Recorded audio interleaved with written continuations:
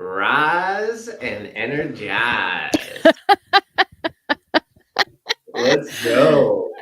I've got the rise part. We're working on the energize part. Good morning. This is fun. Yeah, this is fun because this is going to be a start of a long journey to get on lives every single day, Monday through Friday, and talk about and be honest and real around the fact that things we do every single day, they have an impact. And that's either giving energy or taking energy from us. And I often find myself frustrated throughout the week as a business owner. Who would have thought? Frustrated as a business owner, Jim? Never. And I always go back to those things that have caused frustration, or what has caused happiness, or what has caused a level of or state of calmness.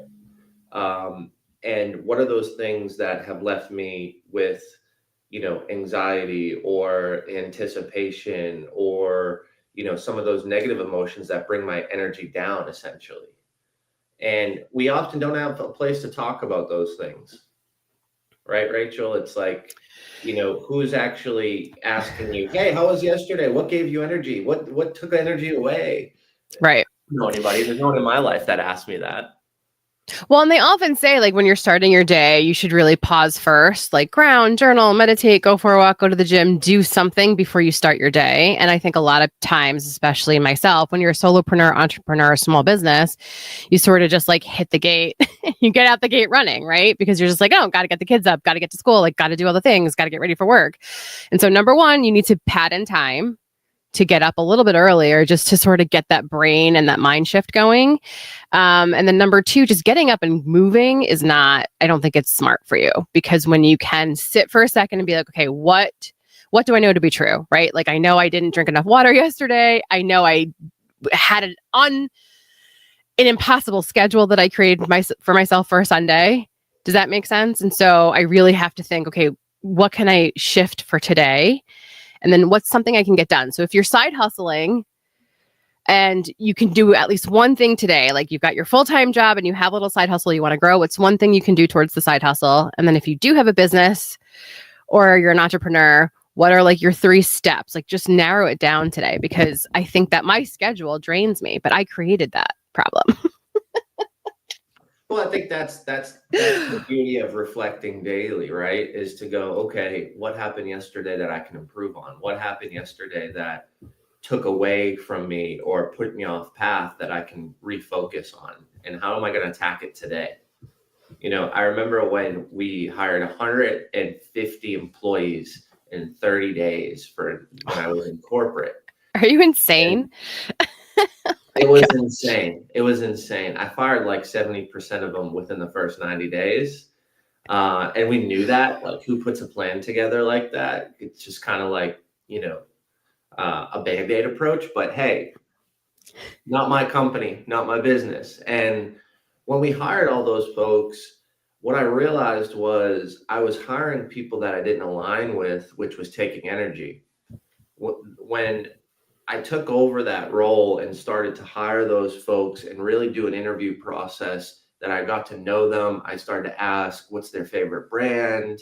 Why is it their favorite brand? What do they like? More personable, more just normal conversations that I would enjoy, right? Some people, talked about Maker's Mark being their favorite brand. That person was an alcoholic, unfortunately.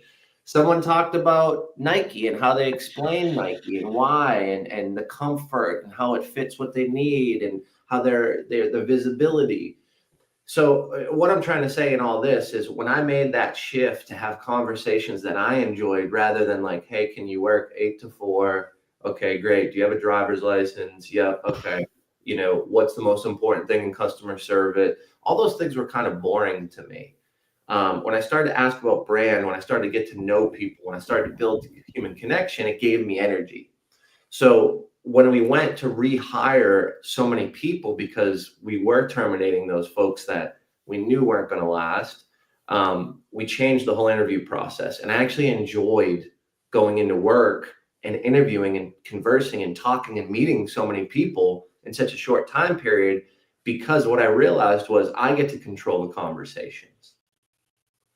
And I think in business and entrepreneurship, you get to control your life and your business. And if you don't have a plan, or you don't have a goal, or you're not reflecting on the things that are bringing you down, then you really don't have control. And a lot of people I talk to, a lot of business owners, enjoy the freedom of entrepreneurship, enjoy the freedom of being a business owner. And the freedom is having control over what you want to do and what you don't want to do based on what needs to happen in the business. And that freedom, I believe, it can give you so much energy if you're reflecting and managing it correctly. So what is a good thought process to start off the day? I know I always ask myself, like I said earlier, what do I know to be true, right? And that could be anything from personally to business. And that sort of at least sets like the to-do list for the day, right? Like, what was my energy drain and gain yesterday? How can I change that? What is another just general mindset shift for the day, right? Like, we wake up, maybe we're in a crappy mood, right? Like, how do we change that energy so that we understand we can control the day, right? And I love when it does that. It's on my laptop somewhere and I don't know how to shut it off, but I think it's funny, so I keep it. And then explain how mindset shift, how important that is before you do anything else. That's kind of why we're doing this, because I feel like a lot of people just start their day scattered and they're not really thinking about, okay, how am I getting from A to B and B to C? So I know that you've done mindset shift with a lot of your clients. What is something we can sort of like start everybody's day off short and sweet to get them that momentum rolling? Well, I think a big piece of it is, are you actually grateful that you rolled out of bed today? Yes. Yes. And that takes literally 4 to 5 seconds to just think about. I don't do this anymore, but there was a period of time where I wrote that on my bathroom mirror. There was also a period of time where I couldn't wake up early, and I used an app that caused me to turn off my alarm by scanning the barcode on the hand soap in my bathroom. So I had to get up, go over, scan that QR code, and then the alarm would stop. And then I'd look up and it would say, happiness is a choice. You woke up today. So if you need to put a Post-it note, if you need to write on your bathroom mirror, if you need to record your own voice, and that's, what wakes you up as your alarm, there's a million ways, there's a million different shortcuts and hacks to do that. But my question to you is, are you actually grateful you woke up today? And I think that's a deep question, because sometimes that answer may be a question mark, right? That answer may be, wow, it is so stressful, and oh my God, I don't want to move forward today, and this is happening, and this is broken, and oh, I got to deal with this. But then you start to think, well, what's the opposition, right? And then you start to have that gratitude. So, everybody says you can't have a positive thought and a negative thought at the same time. And that, I believe that to be true. But what's the prompt? What's the spark? What's the reminder to get the positive thought? And that's what people don't actually talk about. People don't share the fact that, hey, I had to literally write it on my freaking mirror that I looked at every single day. And I knew that you couldn't have a positive and a negative thought at the same time. And I still couldn't shift my brain in periods of high stress into positivity, into gratefulness. So I had to have that reminder. You can see I'm getting charged up about it because it literally changed my life. It literally changed my life. And when you wake up and you go, am I actually grateful that I'm here today? And the answer is fucking yes, let's go. Let's get fired up. Like, that changes everything for the next 10 minutes. Even if you're going to exercise and you hate exercise.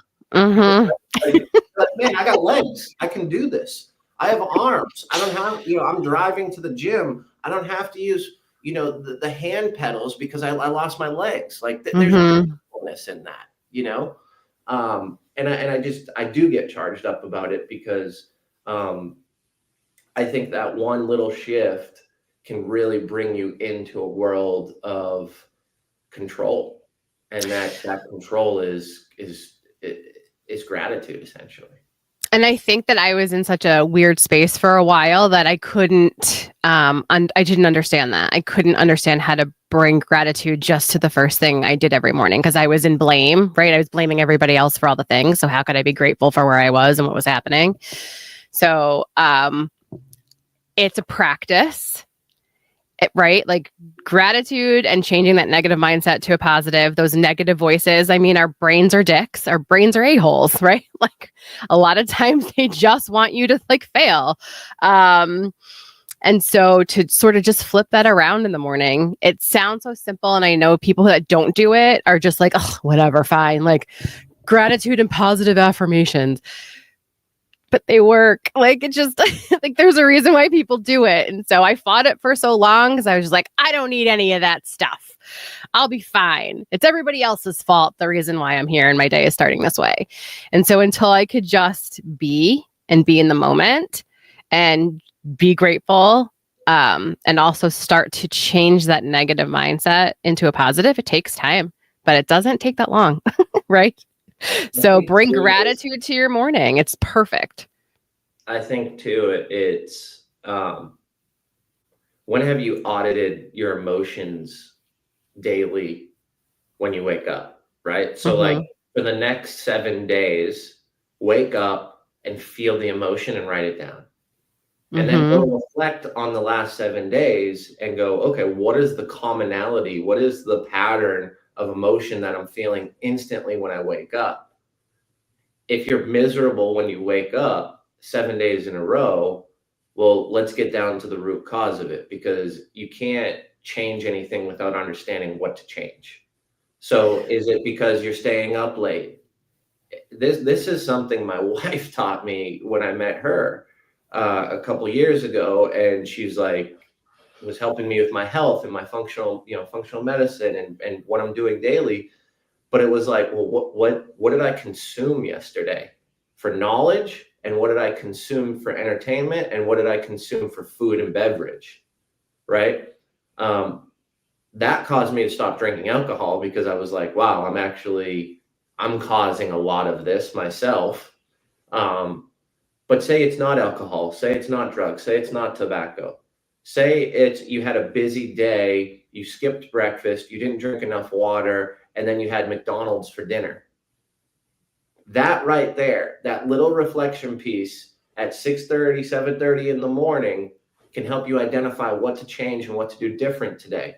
And all it could be was an intake of consumption, whether that's a cheeseburger or not enough water, or you were off your eating schedule and you didn't get protein. Like, I'm not a health guy. I'm not going to build you a diet, but what I'm going to tell you is when you start to pay attention to everything you consume and you do it on a daily basis, you start to make micro changes, and you start to gain micro knowledge, so you can be better and you can show up different the next day.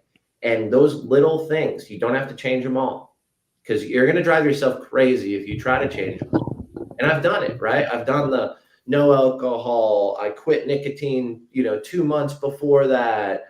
I stopped going out on the weekend, and I found myself in a place of like, what do I do? What do I do?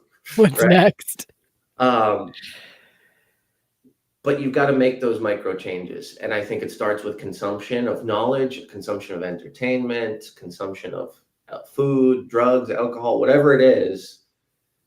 Do you know how it's making you feel? And I think that is just a very powerful question to ask yourself daily. Well, your gut's your second brain. And so I know that that's like catching on now, like it's being talked about more and more. And so what you do put in your body does impact what's going on up here. And when there's a gut-mind connection and you have that alignment, oh my gosh, the steps you'll skip, like the levels you'll go through is incredible. And then following that alignment, following that, the good voice in your head, right? I always tell my kids, you have a bad wolf on one shoulder, you have a good wolf on the other. Which one are you going to feed every day? Right? We're going to feed the good wolf. We don't want to worry about the bad wolf. So when you're making those choices that are in alignment and you're listening to the good voice, honestly, things start to shift. And like what you said about the micro choices, the little micro things that build up over time, it's really true. I think we live in imposter syndrome world where we see everybody else so much further, right? right? Like that guy has the cut abs, that guy's been sober for this long, like that woman, whatever. And it's like, you don't know the journey they went on to get there. You're seeing the after. And baby steps, baby steps, baby steps. Your journey is not her journey or their journey or their journey, right? Like our journey is our own. And so baby steps, micro steps really do add up in time. Each thing is a choice. I talked to Evan Paul yesterday on my podcast. He's a radio host actually in Nashville, Taste of Country. And he was over 400 pounds. And he literally just said, I started with one meal at a time. Like, I'm just going to eat grilled chicken and broccoli right now. Right. And then the next meal, okay, we're going to make a better choice. And so he just literally broke it down into micro choices. What is the thing I'm going to do right now? He wasn't worried about the 300 pounds he had to lose, right? He was just worried about what's the next thing I'm going to eat. And that was it. And so when you kind of break that down, I think as a business owner, creator, an entrepreneur, a side hustler, it just makes it easier, right? Because you're not overwhelmed by all the things you have to do eventually to get to the goal. Your goal is literally just, what is the next best thing I can do today? What is the next best thing? And that's it. I love it. We're at 16. Do you want to wrap it up? Yes. The only other thing I wanted to just ask whoever's listening today is focus. We talked about the things. We talked about consumption. I want you to think about who is giving you energy and who is taking energy away from you the past week. And today's Monday, we're coming off of a weekend. So maybe you spent more time with family, with friends, with acquaintances, church groups, whatever you're doing, sports, parents, kids with sports. We've got all these complexities and there's so many who's that come into our life. So my question to you before we depart today is, who is giving you energy and who is taking energy from a standpoint of people, humans? We interact with them all the time. We've probably interacted with a ton of people this weekend. Let's reflect a little bit as we move into next weekend to see what changes can be made around who we want to be around, who we want to be involved in, and how we're going to do it. So that's where I'll leave you today. I love that. If you want more information about energy gains, identifying energy losses, some positivity, motivation, a little bit of inspiration, we do some live sound bites, things like that, that kick off the day before we get into education, before we get into subject matter experts, before we get into strategy around business. If any of that interests you, check out impacteffectcommunity.com. We'd love to have a conversation with you, see if it's a good fit, and hopefully get you to lead one of these, Rise and Energize sessions with us, because we're always learning. We're always learning, and we always know there's something to be taught and understood, especially when we bring in more people and different personalities and experiences. So if that's you, check out Impact Effect Community, see what we got rocking and rolling. And we'll see you tomorrow morning, 6 a.m. Central tomorrow, where we're a little late today. 7 a.m. Eastern, 6 a.m. Central. And I can't do the math for Pacific time. It's all right. It's okay. 4 a.m. Pacific. They're sleeping. They're sleeping in They're LA. sleeping anyway. All right. Have a good day, everybody.